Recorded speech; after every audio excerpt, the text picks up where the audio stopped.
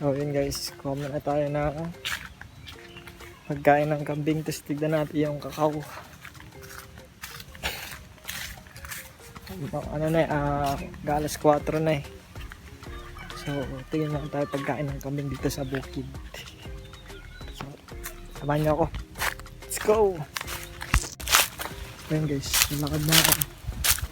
Ito tayong bukid.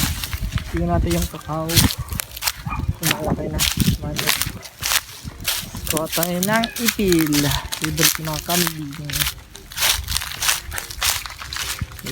Tayo dun sa kabilang lupa. Karin natin. Medyo maganda naman yung panahon. Hindi mainit. Malamig. Parang uulan. So yun nga. Bahay ng kambing namin. May kambing din dun. Natin sila dun.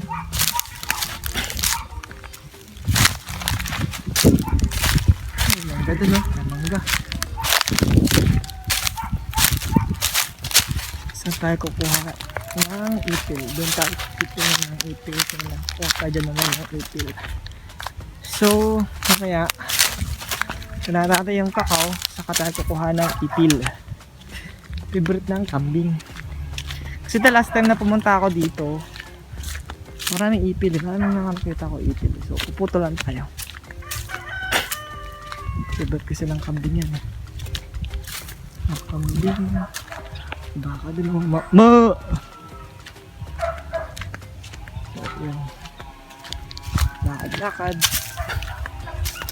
Kailangan natin magsipag kasi may binubuhay tayo.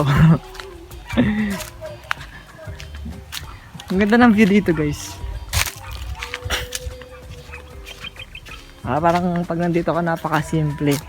Sarap mag food trip dyan sa gitna pag gantong oras. Titignan ka sa mga ulap ganyan. Ganda ng ulap, diba? Maulan. Cloudy kasi uulan na siya. Punta man tayo sa bukid. Ayun.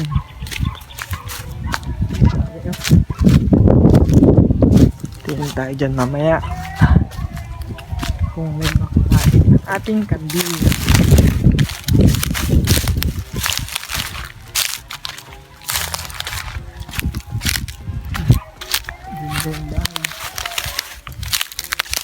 Dito, pandakat dito. Lapit lang naman. Kabilang lupa namin. Pag galing doon. Pero pag galing ka sa labas, medyo malayo. Okay lang, mumotorin mo pa kasi. Pero pag dito kayang kaya ng lakarin. Ang sarap maglakad pag ganitong oras. May G. Tato. Parang namilaw. Baka sorry.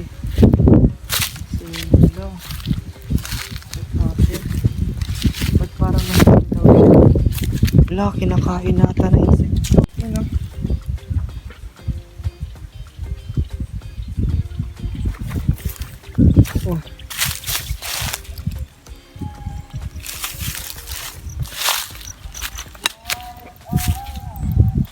So yun guys, na-check na natin yung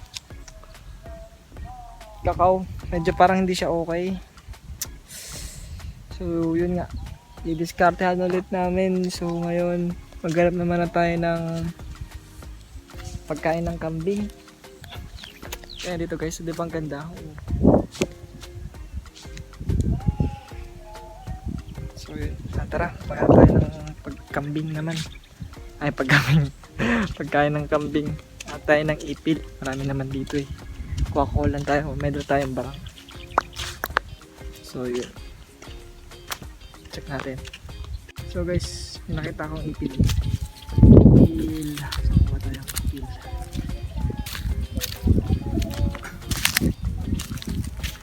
Kuha tayo ipil. Ito. Pwede na ito. Kuha tayo guys. So yun nga. So yun guys, nakakuha tayo ng konti. So kuha tayo doon ng ipil. Ano? Diba? Magpapakain na tayo sa kambing. I mean, meron, kumakain naman sila. Midnight snack. Kumbaga. So, yun. Balikan ko kayo guys. Aray ko.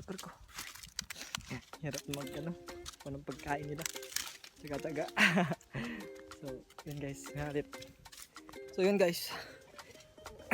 Nakakuha na ako. Dito na ako, pinapakain ko na sila. Yung sila. Ang isa, tumakbo na. Taas. Ito si Bruno. Ito naman si Lucy. Ito si Kim Chu. Ito si Bioli. Gusto nila guys. Yan, diba?